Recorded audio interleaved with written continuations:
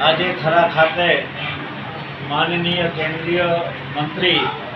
શ્રી પરસોત્તમભાઈ રૂપાલા કોગળ વિદ્યા મંદિરની અંદર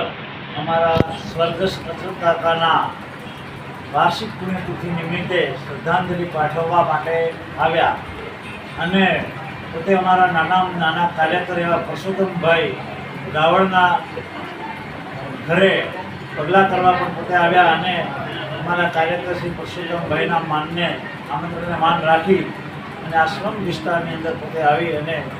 કાર્યકરોને શુભેચ્છા પાઠવી એ બદલ શ્રી અમારા